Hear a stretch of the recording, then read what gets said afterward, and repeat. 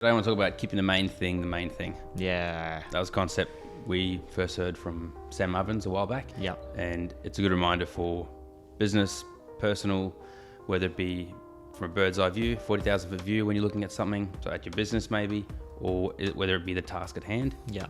Yeah. When we were discussing, you raised this link yesterday or the day before, and so then that got me thinking, okay, maybe we should discuss this in the podcast, because a lot of conversations the last few months have been around guys that are being a bit overwhelmed, and the other side of that would then be also a sense of putting in all this hard work but just not feeling like they're getting ahead. So what do they mean by overwhelmed? Like trying to do everything, trying to do too much, trying to do things outside their tracks. Yeah.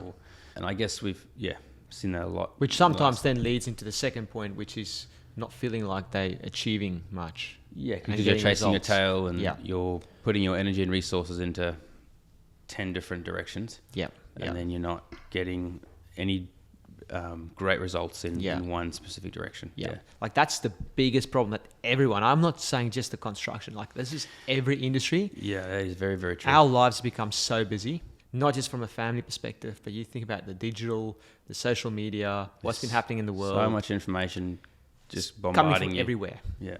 Compared to 50 years ago when it was like, Yeah. how much simpler did life seem, eh? I need to find that stat because I have heard that somewhere in terms Yeah. of by what multiple are we now consuming information, Yeah. or is information being fed to us? Yes. You know, what was the average person consuming? Yeah. Different bits. I think it was different pieces of advertisement in the last, in a day versus what we are now, and the Yeah. difference is, I don't know, 20 or 30 years, but it's astronomical the difference. Yeah. It's amazing that our brains can even begin to manage that. Yeah. So filtering and speaking. Anyway, so jumping in, I guess looking at defining and obviously making this topic relevant for our builders is looking at, okay, when we talk about the main thing, which we just mentioned there, and then we're talking about, keeping that one thing at one time, just get in, get it done. But we also use that concept when we work with our builders to get very clear on their niche. There's two stories that come, well, one story and then I guess one general thing for the industry. So this idea of the main thing, or keeping the main thing is important. And I mean, earlier this year, we had a really successful webinar on systems and processes. So that's also a big part of this thing is, in order for you to keep the main thing, you might hear that a lot to today's chat, is being able to outsource or give tasks to other people that can do them well, so that you can give your time and energy to the tasks that you probably do the very, very best, or provide the most value to the business and bring the best return. So I mean, the one story that came to mind was a builder that we used to work with. They came on board with us. It was amazing in the beginning, and he trusted us, and we taking care of the marketing, working well. But then he started reading this book and that book, and he listened to that YouTuber or this and that, and so then he started coming up with these other ideas and wanted to try them. But he would read half of this book and half of that book, and he mentioned that to me, and then he would want to go and implement it and try these things, and he would give us an idea and ask us to execute on it, and we would begin nutting the idea out. Richard would even build it out for him, and then comes the next idea. And I was like, man, this isn't... and then he started running his own marketing, and anyways, so a good example of someone going in 10 different directions. Yeah, whilst they're not even like in the marketing game necessarily, like they're building. That's not where he was providing most value for his business. So, and his guy's main thing was building and impacting those clients and building for them. That's a pretty good example of someone who's not ideal for us to work with. Yeah. So we parted ways. Yeah. He wanted to run his things himself. Yeah. The other story that I had in mind was probably just more general. I'm sure a lot of builders who are listening to this have all seen it, possibly have done it a little bit, and that is, rather than sticking to keeping the main thing being that ideal client, that ideal job, taking those on, especially in light of the last couple of years where there was that huge influx and wave of work. A lot of guys took on too much work, and then that led to this feeling of, I guess, the ramifications of feeling overwhelmed and feeling like that, you're not getting ahead because now you're stretched so thin and you got more fires to put out, more problems to solve. But then you mentioned, which I think was a great perspective, coming back to the niche. Where does understanding the niche come into keeping the main thing? Andre? Yeah. It's I think getting back to that bit where if you understand exactly like what is the thing that you do the best in, so it's like what you enjoy, but also what you do the best in, and then from like a business perspective, where do you get the best result, like let's say profit wise, etc., growth wise, and then knowing exactly what that is and doing more of that.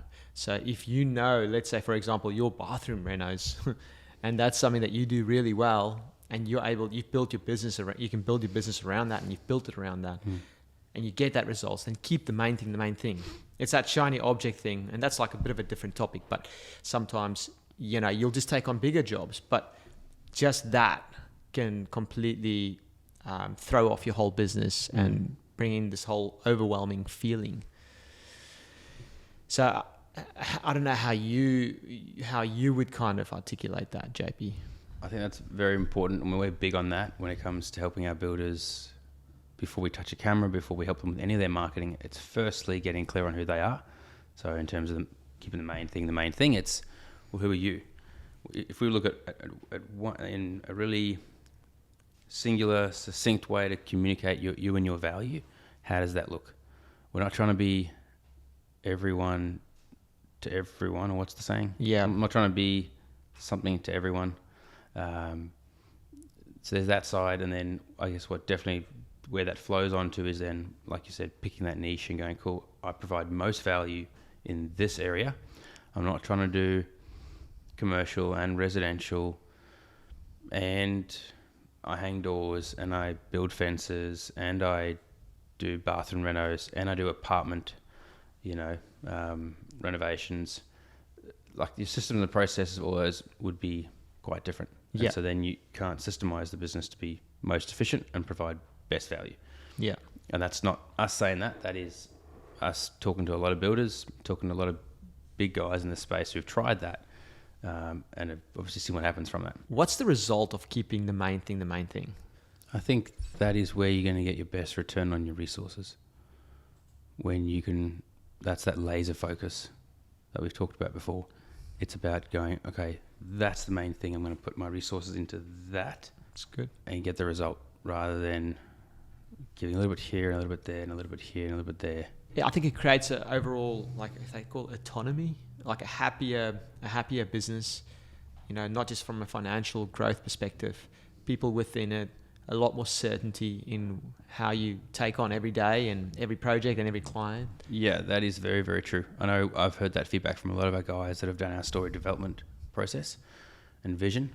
Once they are way clear on who they are, why they do what they do, who that ideal client is for them, they walk out of that session into business and life a lot more confident, a lot clearer on, oh, well, this is what I'm doing. So is that relevant? Actually, no, that's not relevant. That doesn't actually has nothing to do with what we're trying to achieve here. Cut that. Or that project, and actually, you know what? While we have been pursuing that project for a while, it's actually not a good fit. So we need to just cut that tie. And yeah, so that's been amazing hearing that feedback from guys. That's a good question. Yeah, the relevancy there. Yeah, and I can just imagine like a 100-meter sprinter at the Olympics, and you've got all these different field events happening next to them.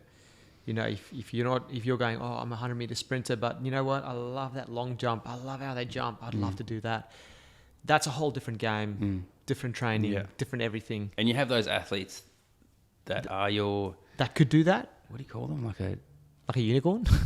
No, I forget the word for it, but like it's an athlete that specializes in doing a few different, a number of different sports at the athletics, at the Olympics or athletics. But I think like a sprinter is so much differently trained and built compared to other people. They've been training, they're a lot more, so, and that just shows you and they know, they turn up at that field event on the day knowing cool, I'm going to sprint today and I'm going to break the world record, that kind of thing. Yeah. So all the resources have been put into that for that purpose. Yeah.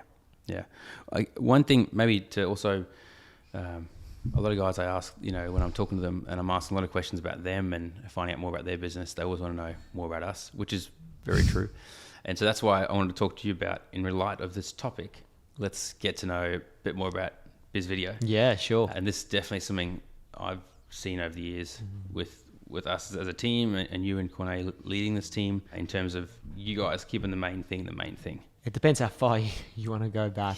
Yeah. Maybe give us maybe 2 examples of where you have seen this business sort of grow, and then things needed to be given direction again, or or where you see this topic today really relevant to playing out. So let me jump back. I'll jump back, let's say 11, 12 years ago. Mm-hmm. So what has it been now? Almost, about 12 and a half years since we started. And when we started, this is one example where Corné and I, we were in this industry to create stories for businesses. At that stage, it was just a wide market, just like fishing everywhere. And our thing was like, both of us in the business were doing the same stuff. Yeah. And so that was one example of where we figured out like that wasn't working for us, and we had to go, cool. Corné, you're gonna do this thing in the business, and I'm gonna do this thing in the business, and we got to keep the main thing. I don't know. I'll get to the second example. So you both had your different our main things within the business. Yeah.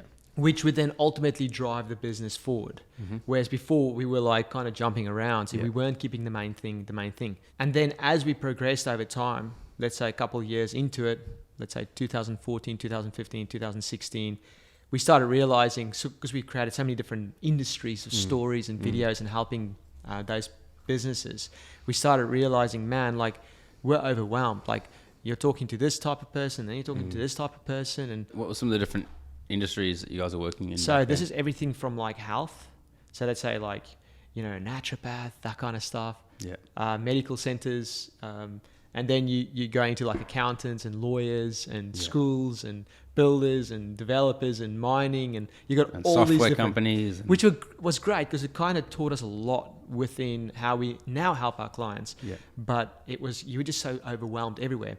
So then we started making the main thing. We started looking at, cool, what do we really enjoy? Who do we really enjoy liking? And it was like 3 different industries, and builders were number 1. Yeah. And then it was like, cool, and where do we find is the most success? We're having the most success for them and for us.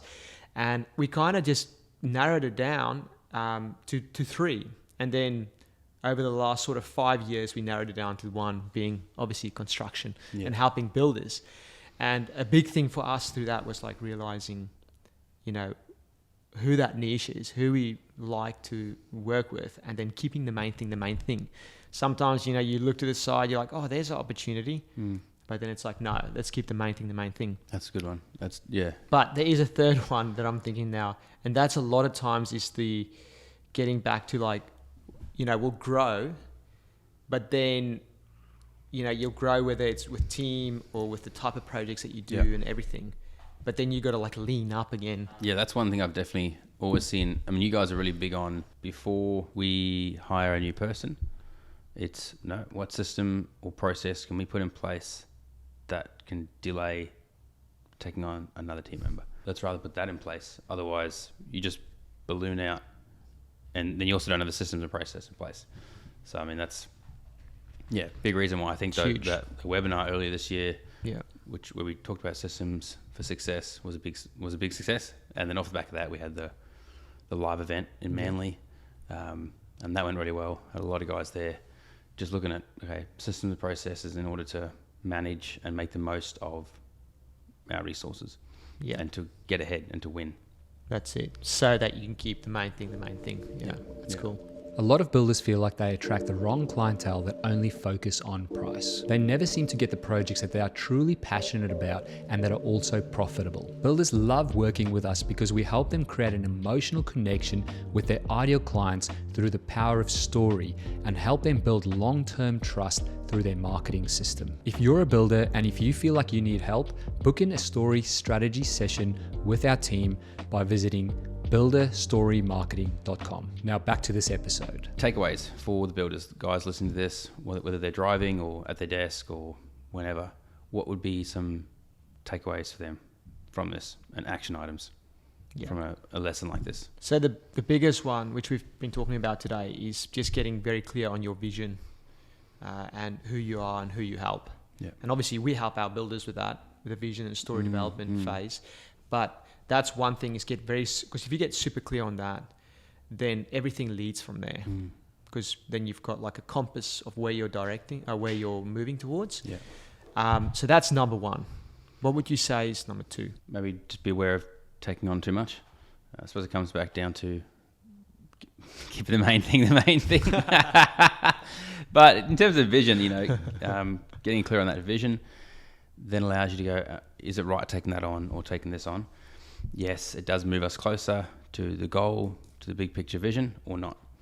The other one that I would add would be to take some time to sit down and map out certain portions or segments of the business. If you've got that big wheel and we've got marketing, and here we've got sales, and here we've got operation, or different parts of the company, look at those parts. So let's say for marketing, what all do you have involved? That's our area. In terms of marketing, map out everything you're doing for marketing and what of those things are providing value and what role do they play? Do they play a role? An example of something that is not really aiding, it would be, you're writing blogs, but no one's reading them. So I'm not saying blogs are a bad thing, but a lot of people write blogs because they read that in a book once or they heard it on a podcast. Write a blog because it educates people. It can if people are reading it, but if no one's reading it, then maybe it's not worth doing. Are you paying someone to write that blog, or are you getting one of your admin team to spend hours writing that blog every week or every month, where they could be better utilizing their time elsewhere?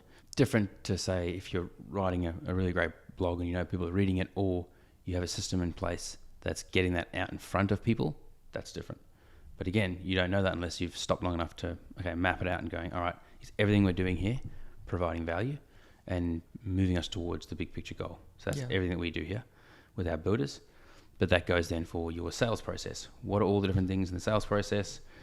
Are all of those touch points or milestones or process that you have providing value and moving the right deals ahead? But I think it ultimately comes down just to taking time and putting time aside so that you can sit down, map it all out, have all the different areas of the business, and then kind of going, cool, okay, what do I need to do here to keep the main thing?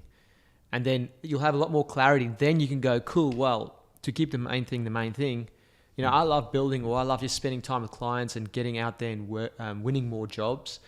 I don't necessarily like this financial side. Maybe I need a really good bookkeeper. Or I need a good accountant. And then you can go the other side. You can go like the marketing and sales. If you don't necessarily like that marketing side of things and you're like, man, I just want it taken care of, then that's ultimately where you get someone like that. Because you got to remember, and this is, these workshops and webinars you guys have been doing with these guys. Is that they're all experts in their specific areas, whether it's in like the bookkeeping, for example, or what are the other ones? Well, you got Don Doolan, who's the not so silent business partner, one of Australia's best bookkeepers for builders.